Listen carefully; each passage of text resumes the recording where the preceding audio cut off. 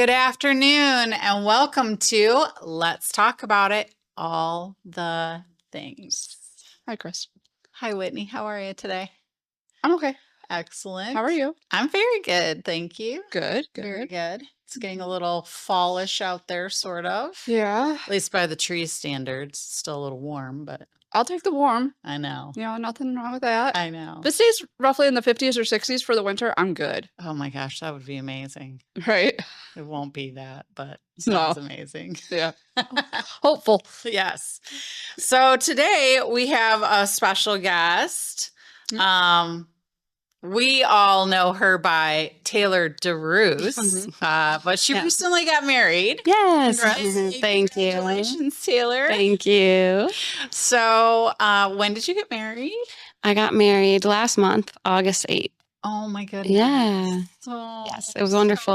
Newlywed. Yes. Yeah. Yep. That's awesome. Yes. So, but you're still you said you're kind of still keeping your maiden name for your music? Yeah. So I'm going to do Taylor DeRousse for any like new music that I put out or performing and that sort of thing. And then Taylor Zebold will just be real life. That's what I've been saying, you know. So I didn't pick like a artist name or anything like that when I started releasing music. So I kind of had that in mind, just like I can always keep that name and always be a part of me. But yeah. Well, that's amazing. That's cool. Yeah. That's awesome. So, you're a musician. So why don't you tell us a little bit about yourself? Like, how did you get into music? And I mean, you own your own business. Yes. And you are a recording artist. So talk to us about all of that stuff. Yeah. I'm not great at talking about myself. None of us. But No. But I started taking piano lessons when I was really young, like a lot of kids do, and really liked it, like a lot of kids don't, and stuck with it. And it just kind of was always something that I was good at and something that I enjoyed doing. And so I was involved in theater, choir, and orchestra, all the things during school, high school. And then when I went off to college, I was a music major. So I just kind of kept music going. I never really knew exactly what I wanted to do with it career-wise, which I think can be a struggle for artists. But knew that that's what I was good at and what I wanted to do and spend my time doing. And that's what I've done. It's just made a living out of it. So that's amazing. Yeah, that's great. Yeah, I definitely feel lucky. Yeah. So, okay, first of all, I'm dying to know, how many instruments do you play? Well, piano was what I studied in college, obviously. So that's my main instrument and the one that I'm trained with. And guitar, I am self-taught, but I consider that to be like my secondary instrument. And then I always tell people, like, once you play guitar, you can kind of play all of the string instruments this way, you know, bass or ukulele or mandolin. And then I grew up playing violin as well. So it's another kind of like when you play one string instrument, you can kind of play them all. So that's, I think, where my expertise ends. That's awesome. Yeah. That's awesome. So Whitney, you play the guitar. Bass. You play the bass. Yes, I play bass. Okay. Yep. I started with violin in 5th grade because they didn't offer bass. Right. And then 6th grade, my teacher came to me and was like, hey, we have a bass player. You want to try that? Okay. Yeah. Sure. Yeah. That never stopped. So yeah. That's amazing. So, and Whitney is also in a band. So I feel like, okay, so first of all, let me just say I'm tone deaf. So I can't sing a single note. I played the clarinet for like, I don't know, maybe 3 months, but I was so terrible. My mom actually asked me to quit. Aww. So I'm surrounded by these really talented women and I'm just hanging out in the middle, just enjoying that, I guess. And you probably have your own gifts that we're envious of as well. So yeah. I love musically talented people. I think it's just so amazing. You just have so much to offer to people. So you have a brand new album out from what I understand. Right, so before you get to that, I want to kind of double back a little bit because I was even thrown back by this because I've worked with you for a few years now. Yeah. You've came out to our festivals and all that, Mhm. and you've been on other shows in here. Your recent episode with Jim Powers, Mhm. you were releasing your album at the Mhm. time. And you mentioned we'll say, theme behind the album, and it shocked me because it was something, obviously, much like a lot of people say, you never know, Mhm. right? So with that being said, I'll let you clarify on the whole album theme. Yeah. Yeah, definitely. It's interesting because I, at that time when I came in, was doing a lot of promotion and like a lot of press for the record, and so I just felt like I was really in that mode. I haven't done anything in a while, so I was driving here and like, oh, this is gonna feel. I think it will feel nice to talk about it again, but it's different because I was so heavy in that space for such a long time, and I kind of am like in a new season. But yes, so in March, I put out my debut record, and it was, we pressed it on vinyl. So it's called Running Back to Me, and it's a full length record. And yeah, I think that a lot of the themes are or have to do with mental health and like self-discovery. I wrote the songs, all of them, like the oldest one I wrote probably when I was like 18, and then the newest one probably around 28. So it spanned like a decade of my life. And I think that it's also a decade of people's lives that is, you're learning about the world and you're learning about yourself and you're growing up and dealing with new experiences and relationships and all of that kind of thing. And so it's kind of like my coming of age and just the experiences that I had during that time in my life. And yeah, I think that it's probably something that like that probably surprises a lot of people because I think that they see me and think like I'm a really positive, happy person, you know what I mean? And yeah, you just never know. It's like not something that people really talk about a lot. So I think that answers the question. Yeah. Yeah. But you are right. And that's why we have this podcast, because we want to talk about all the things. Yeah. So you're right. Like mental health and all those things are very stigmatized and people don't really talk about them. And so I do think that, yeah, like we kind of all hide behind a little bit of a facade, right? Yes, definitely. Isn't necessarily true to who we are. And so yeah, so it sounds like the album is just, bringing all of that really amazingness just out and putting it out, and that vulnerability and putting it out there to the world so that, other people can hear it and Yeah. probably feel like they resonate a little bit with it. Yeah, that's definitely the hope. I think even since I was young, and taking piano lessons, it was never the goal to be like a classical pianist or a concert pianist. But I think it gave me an outlet to, like, I could play and I could sing. And I think that that was kind of always like where my true passion lied, and write.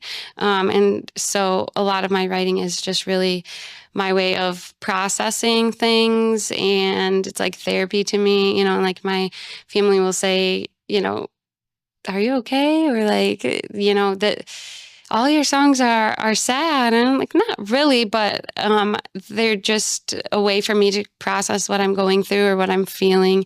And so that the record was definitely that for me. And I think to go through it again was really vulnerable, but then in a different light and grown more as a person, and taking it to a studio and like building it out and fully producing it, I think was really a healing experience for me, because it's like I got to take these times of struggle and make them into something really better than I could have originally imagined. And yeah, I think that the hope is that, just one person hears it and like can relate. And, I'm not trying to make it big or be famous or anything, but just trying to like see it through my art form and hope that, it connects with somebody. Mm-hmm. So, yeah, absolutely.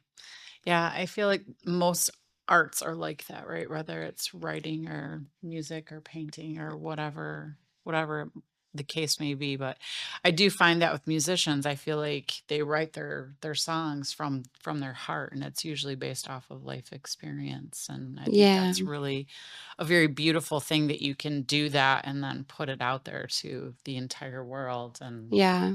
so that's really amazing. I love that. And you kind of mentioned like music is your therapy. I mean, we talked a little bit before the show, like, I really believe that music is therapy for so many people. I mean, think about it. Like, there's throughout your entire life, there's songs that hit differently at different times of your life, right? Mhm. Good, bad, or otherwise. And I feel like, yeah, like music is just such a big part. It's powerful. It Mhm. is. It's very powerful. Yeah. Yeah, definitely. I think as a musician and a musician that this like is what I do for a living, I think sometimes I can like easily forget that too. And like just recently I found a really good playlist and I put it on and like my mind quieted and I felt, like more present and more grounded. And I was like, wow, music is so cool. And it's like, duh, you're a musician. Where have you been? But you just get it's just like anything. You get so caught up like in the day to day of it all. Then sometimes, you don't stop to like appreciate it, or you get, you can get burnt out from something that you love too. So, yeah, it's always nice to have those moments when you can kind of come back and be like, oh yeah, this is why I love this thing. I think that there were a lot of times in my life where kind of what I was doing musically was like a gauge of how I was doing mentally. There was times where I couldn't practice or play piano really. Like I would sit down and with the intention of doing it, and I just physically couldn't, or, I would just sit and cry and whatever that looked like. And so to continue to have this medium that you can like come back to and heal and kind of take along with you in the journey. Yeah, it's like a very physical thing too. So I think, yeah. That's very cool. So on your album, do you have like a favorite song that you produced? That's a good question. I mean, I hear it's like parents, you can't say that you have a favorite child, or teachers, you can't say that you have a favorite student, which as a teacher, I will say that sometimes I do. But I think, yeah, I love them all. I think that the first track on the record, is called Outsider. And I think that one is probably, to me, feels like one of the most vulnerable songs that I've written. So I really love it for that reason. And then in the same way, and that was like the most recent song that I wrote. And then the last song is called Searching. And that was the oldest song I wrote. So it was just like a very interesting, the way it came together and wrapped up like it was meant to be before I even knew what it was supposed to be. So, yeah, it's cool like that. And when you're writing and you're like, whoa, where did that come from? Or like, I'll never be able to write something like that again. Like that was really good. Where did that come from? But it feels like such a gift. You get to like bring it out of thin air. And, yeah, it's always scary when you're getting vulnerable, like, with what you're writing. But I think that it makes it, makes it all the more meaningful kind of on the other side. So, yeah. So what's the story behind Outsider? Yes. Yeah. So that one is, I was just kind of writing from a place of feeling like, in the obvious ways for the title, like I couldn't really find my place, couldn't really fit in. I think that in a lot of ways, when you're struggling mentally, you like see everybody else and they seem like they're like they get life, or like they have the answers and it's easy for them, and it like doesn't feel easy for me. Like, and I think that was something that I just struggled with a lot. I think from different environments, from, people that you're acquaintances with, all the way to like friends, and then even like close family, just feeling like always misunderstood or never really like accepted fully. And I think that is like hard on your self-esteem and just the way that you go through life. And so I think to write that out and just sing it, I think sometimes you're able to put things into a song that you're not able to like say out loud. Yeah. And so that's kind of the main theme with that song. And just exploring like, even in the music industry, I think there's a lot of competition and animosity and all that. So it was just kind of like a, not brain dump, but it kind of felt like that in a way, like cathartic, just getting kind of all those things out. And it just seemed like a really good way to open the record. The last line is like 18, 27, still don't have a clue. So like from these ages, when I was writing all this music and I still don't know what I'm doing, you know what I mean? Or like, no, I still don't have the answers, and nobody does, but so yeah. Ever since releasing that album, and I'm sorry, I gotta say this. It's funny that we're saying album and you're saying record. I feel old. I think it's just, I don't know if it's because we pressed it on vinyl, and then the producers that I worked with always said that. So I'm like, I caught on, and then I'm like, I at least should keep it like keep it all the same in all the press that I do. So I don't know either way, but right. Yeah. It's all the same. Yeah. I just found it funny. So, all right. So ever since releasing that, have you had any of your students, Jim Powers, come up to you and say something about that, or say, "Hey, I'm struggling too," maybe talk about it, like, has that happened? Yeah. I think I've gotten like a few of those comments, more so from peers. I think just like the demographic how my music hits isn't really like younger kids really. So I don't know. I mean, I've had students say like, I love this. They like listening to it, but they're not listening to the words. But one thing that sticks out to me is that a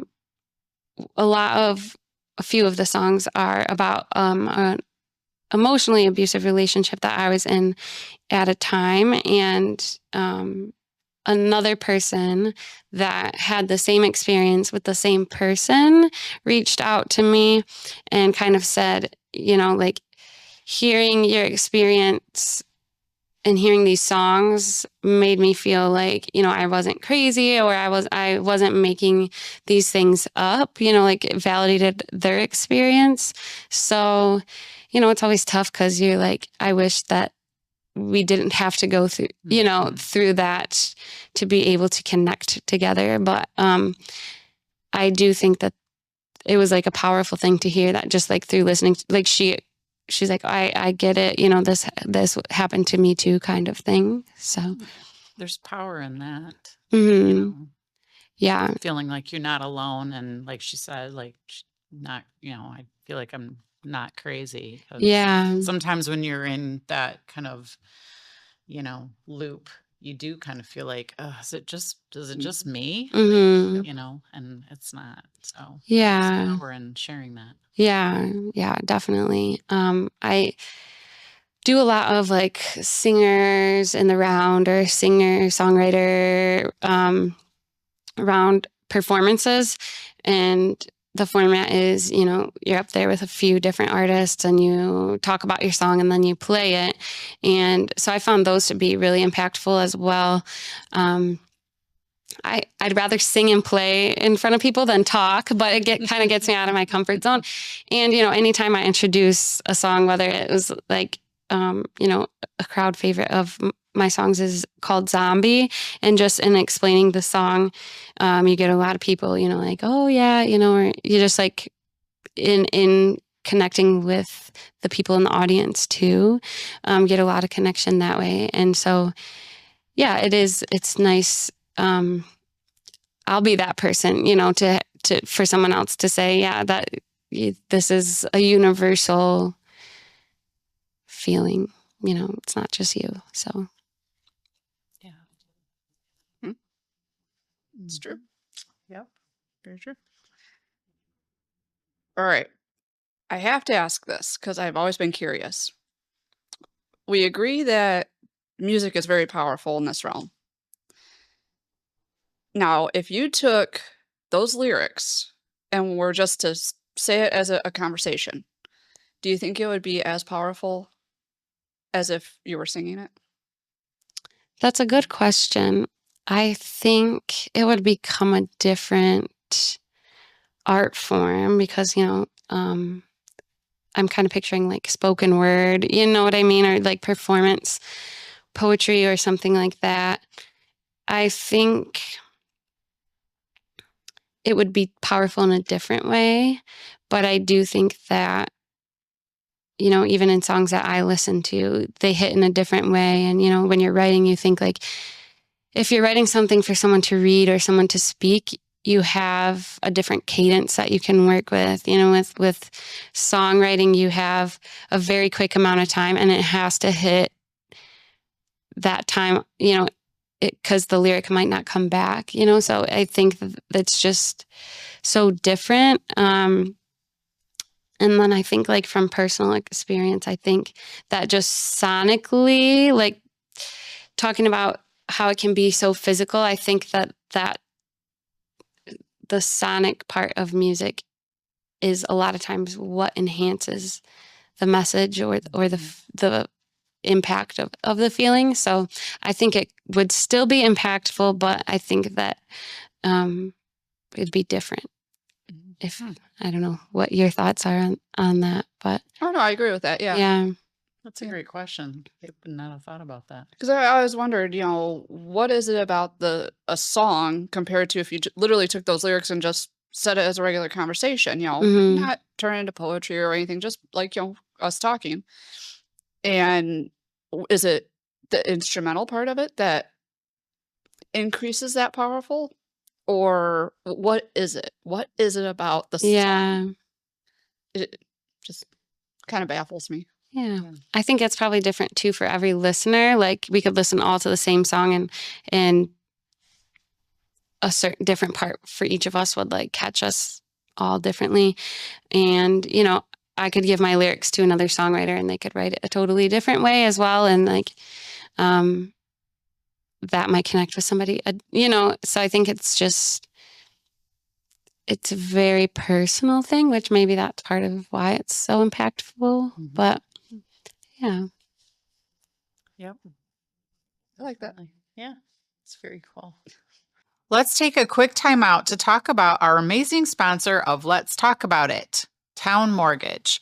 Founded in 1982, the Town Mortgage family of companies has more than 40 years of experience in the mortgage industry.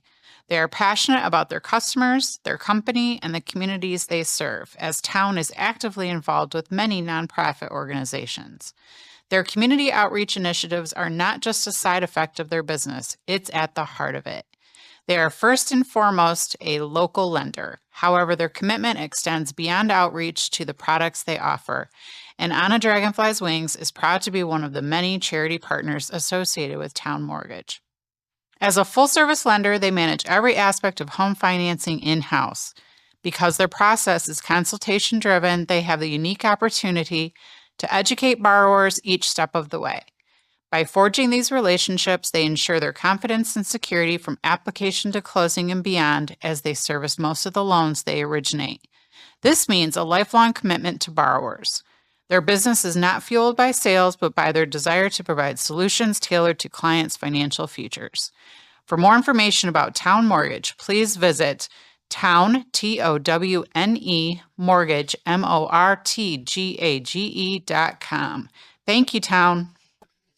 So, Whitney, Mm-hmm. I mean, you're part of an actual band. Like, that's cool. So I feel like since we're doing a little bit of a musical show, I mean, like, how does it feel to you? Like, I'm just gonna put it on you a little bit, take some pressure off our guest for a hot minute. Like, performing and singing, like, how does that feel to you? The lead up to it, my anxiety goes high. I bet. It's that pre-stage, right before you go on, anxiety that, oh my God, I messed up. Do I have everything right? Whatever. Now I will preference, we do cover songs, so I do not write like you do. But once you're on stage and, you just kind of get in the vibe, you just start relaxing and have fun with it. And afterwards it's like, all right, cool. Now I'm happy, I guess. Yeah. It's that kind of accomplished feeling in a way. Yeah, definitely. Yeah. Gives a lot of adrenaline. Yeah. Dopamine, which I mean, when your brain is lacking that, and it feels good to get a big rush of it, for sure. Yeah. So, but I think, I don't know if you experience this, like the performance, now that I'm I've taken a step back just in this new season of life. It is like I noticed how actually like dysregulating it is to my brain to like have that high anxiety of like scared or like nervous or like working up to something, or I mean, I don't know about you, but my anxiety will be bad. Like when I did my album release show, probably like a month prior, I just like had that anticipation of the date and then you do it and it's this really high feeling and then you crash a little bit.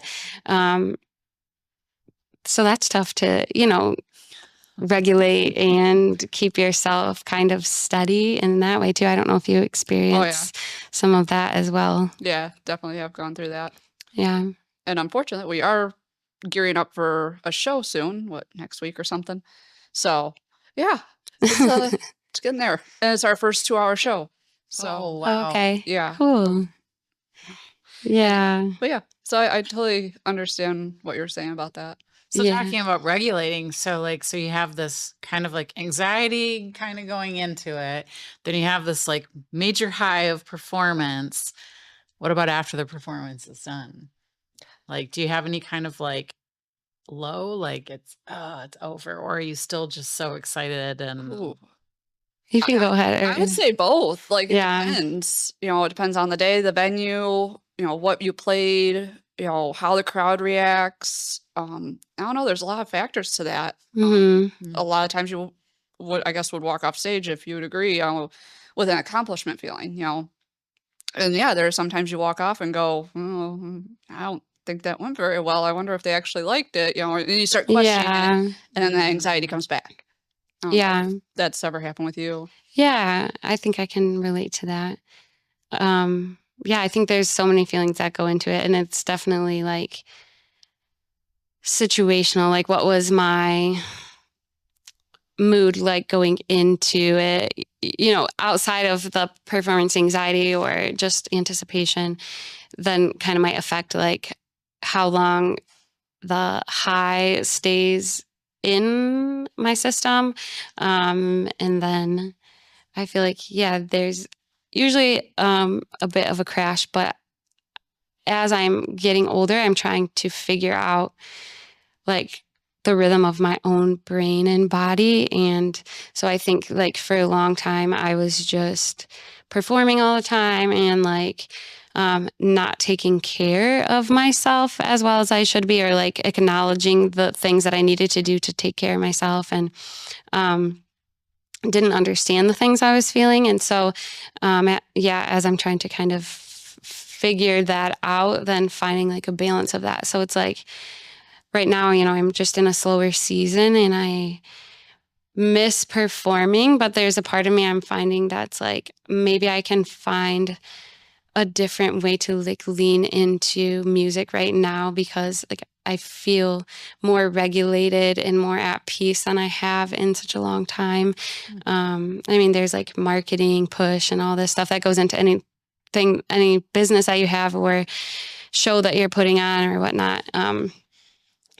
So yeah, I think now I'm trying to figure out, I think like the physicality of performing, that all those feelings just go along with it. So I'm like, maybe, it's tough if your brain is not always firing on 100% or like firing in the ways that most people's do than to take yourself into like a situation like that repeatedly. It's just a lot. So yeah,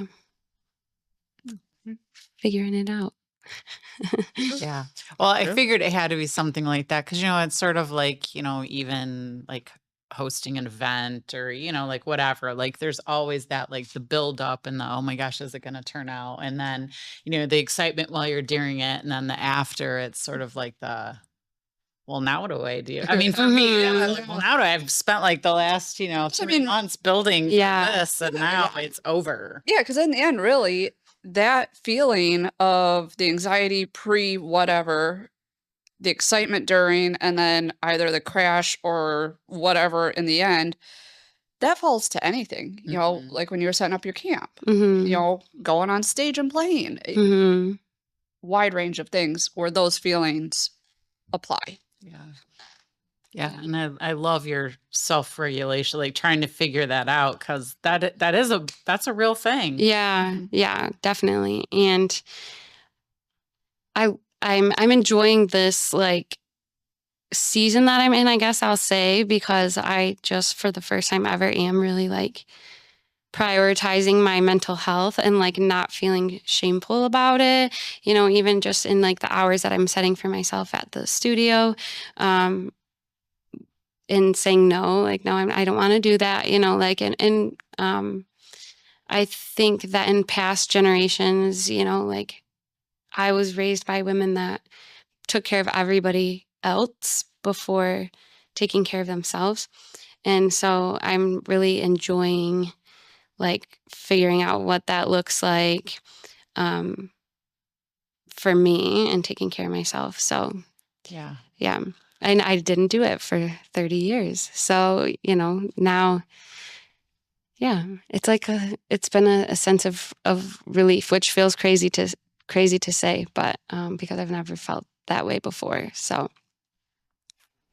I love it. And I love it. And I know you think, oh my gosh, it took me 30 years, but I will say I just really started doing it and I'm 53. So yeah, I mean, I just started doing it 35. Yeah. So I actually think it's really cool that you have finally like kind of figured that out because I think that's going to really set you up so well for the rest of your life, knowing like what feeds your soul and how to take care of you, so that you can be present and, be the way that you want to be with other people. Yeah. So for sure. I commend you for that. Yes. Thank you. Well, and I mean, I'm sure we can all relate. Like it's a journey, it has its ups and downs and it's never perfect. I know just last week I was like one day just feeling so joyful and so grateful. And like the next day, you can start to feel, I think that if you suffer from struggle with your mental health, you can start to feel like, oh, here comes a little bit of my depression or, it's creeping in. And, I found myself last week and I said it out loud to my husband and I just said, it's hard because you feel like you're doing so well. And in your brain, like logically, this is a season and it's going to get hard again. Like that is just how these things work. But it's like, feels a little surprising every time. You're like, I thought maybe I like took care, got over it. I thought I fixed Yeah. this. And so and I felt like a little disappointed. I'm like, oh, but even in just saying it out loud and like recognizing like, man, this sucks, here it is again, but also I'm gonna be okay. And, like this is going to pass as well. And I can still have like that gratitude that I felt the day before and feel this sadness today and, take care of myself and just, like be gentle with myself. And, I don't know. It doesn't make it easier, but it like softens the edges, I think, a little bit. Yeah. So For sure. So I have to ask this because I just recently saw this. If you ever listen to music, do you ever get goosebumps throughout the music? Yeah. Like something just hits and you get the goosebumps? Yes. And there's a term for it. I'm not even gonna try and say it because I don't. Yeah. It starts with an F. It's like yeah, I think I know it. FRISSON or something like that. Okay. But anyway, do you get that with your own music? That is a good question. I don't know if I can like say I've physically gotten the goosebumps, but I think a lot of times for me when I hear something in music, it just kind of like takes my breath for a second. And I think in the process of producing the songs, we would lay down so many tracks like in a day, and then I would go home and, my producer would say, okay, I'll mix this or like work on it and upload like the latest version, and usually it'd be at like 3 or 4 a.m. and I'd listen to it the next morning. And there were a lot of times where I was like, this is exactly how it sounded and felt in my brain, but you can't like, there's no words to write that out. So like, I felt really lucky in that way of working with really good producers, because there were a lot of times where I was like, wow, like that is so cool. Like, so yeah. And I try and like slow down and, when it was all complete, like really like listen through it and feel proud of it. And yeah, it feels like even better, I think, when it's yours, because it's like, I don't know, the noise of your brain is like actual noise. And there's something, I'm sure there's a term for it. Yeah, I'm sure that's something, but it's like, I guess I picture it as, you go in those like float chambers and it's like equals everything out. So the inside and the outside are doing the same thing. And it's like, yeah. That's a good that makes sense. That's actually a great description. Yeah, it is. Oh, okay, cool. So I'm going to throw that kind of same question out. So, okay, so if it's not your own music, is there a particular song that does give you goosebumps or has in the past that you love? Yeah. My favorite record of all time is M83. I don't know if you are familiar, and it's called Hurry Up, We're Dreaming, and it's, I don't know if you would call it post rock. It's, if you listen to it, you'll be like, that's so left field. Like, not what I was expecting. now I want to write it down. I was expecting her to say at all, but that gives me like the my nervous system just feels really like good when I listen to that, and so it's like kind of feels like my brain comes down back to like baseline. I listen to a lot of like Explosions in the Sky or like This Will Destroy You. It's like post rock, like instrumental, like 10-minute songs or whatever. And yeah, all of that music, I think for me, holds a very special place, because I'll listen to it like when I'm not feeling great, and it's something like I can always come back to, and it just feels very like calming. I don't know if that answers that. Yeah. It does. Whitney, I'm going to ask you the same question. Is there a particular like song that's like your go-to, or like an artist or something that like gives you the goosebumps or you just love? Well, that depends on the day and my mood. It's like you got a playlist of like what I call my emo playlist. So if I'm having a bad day, that's going on. And then just kind of my miscellaneous that are, whatever's, old, like, like Mambo number 5, like just the classics, right? And play that if I'm in a good day. Yeah. So it varies. What about you? Oh gosh. I mean, I do feel a little bit like it does kind of depend on your mood, right? Because like if I'm like really joyful or like, I'm having like a really great day, like I'm going to listen to a certain type of music. And if I'm kind of funked out, then, I do have kind of those songs, right? Or that playlist. But I will say probably my number one song, it's my go-to for just about everything, is Burn the Ships For King and Country. Okay. There's something about that song about like literally just burning everything behind you and moving forward. And I feel like that's the season of life that I'm in right now. Mm-hmm. And so it just speaks to me. Mm-hmm. So, but yeah, I think that that's true of just even different seasons of your life, right? Like, Mm-hmm. I mean, Yeah. There are definitely songs like that I have a hard time listening to now, knowing like that was my favorite song in a season of my life that was like really painful, and hearing it again, like it brings me right back to that spot, which I think is another yeah. really like powerful part about music. Like your body remembers those things. So yeah, it's just interesting. It can take you back in a second, you know, Yeah. and No, that's a very good point. It's like you listen to a song that you probably haven't listened to in 5-10 years.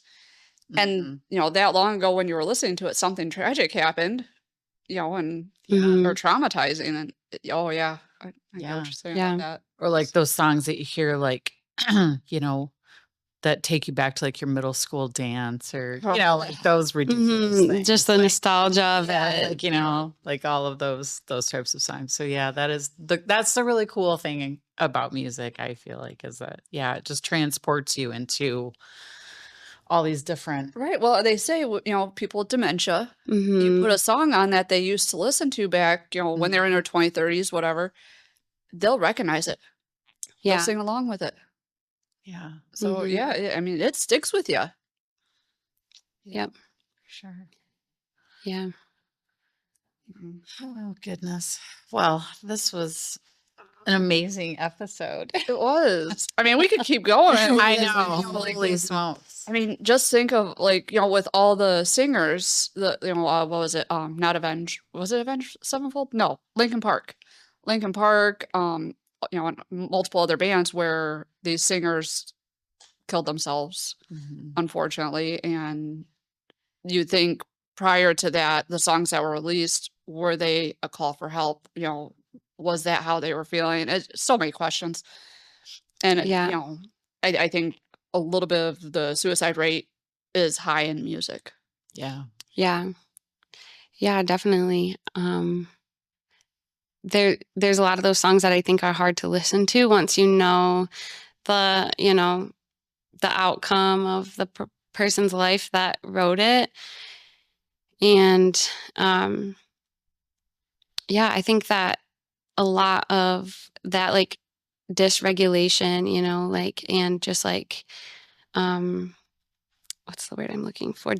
Almost dysfunction, I feel like, in the life of especially like a famous musician, is so taxing. And then to pair that, I think a lot of times the minds of artists or like people that create like feel so deeply, you know, and then it's just so many different aspects go into it.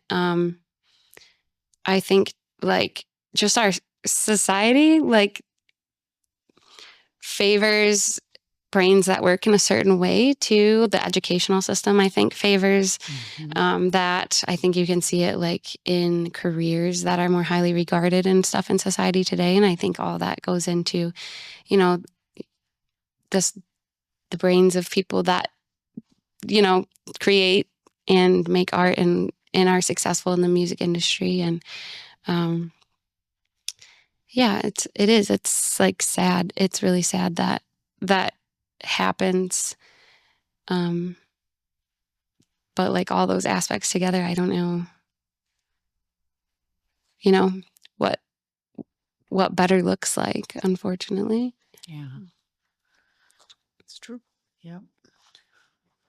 Well, got any more? I don't. I'm tapped. Tapped out. I mean, I'll probably think of like 100 more after we like hit done. But Right. Yeah, Always exactly. happens like that. Happens all the time. Yeah. Yeah. If you could give a message to everybody out there, what would you say? Probably nothing that's, you know, impactful enough or connects enough. But I always kind of think about what I would tell my younger self, or like what I wish somebody would have told me when I was younger. And I think that would just be like, it's okay to not feel okay, and you're not alone in that. And, it might be hard to find the people that are going to help you, but they're there and they want to help you. Like, you're so loved. And, yeah, it doesn't have to always feel like this, like there are better days ahead. And, yeah, I think that I just would have wanted someone to say that, like, I see you. So I love that. That's a great message. That is. Well, thank you so much, Taylor, for thank you. coming out today and yeah, sharing with us. We really Yeah. appreciate you. Yes. thank you for having me. And if someone wants to check out your new Record. where would they find it? Yeah, so it's out on all streaming platforms, anywhere that you can listen to music, Spotify, Apple Music, YouTube, all the things. And we have physical copies of the vinyl record, and those can be bought. Right now, they're just listed up on the studio website, which is tailoredharmoniesmusicco.com, and you can buy all of that there. My Instagram is at Taylor DeRousse, and I think that's everything. Awesome. Yeah. Very cool. Excellent. Well, thank you again so Yes, much. thank We really you. appreciate it. Yeah, thank you for having me. All right. We'll catch Catch you you on the flip side. This podcast is presented solely for educational and entertainment purposes. We are just your friends. Whitney and I are not licensed therapists, and this podcast is not intended as a substitute for the advice of a physician, professional coach, psychotherapist, or other qualified professional.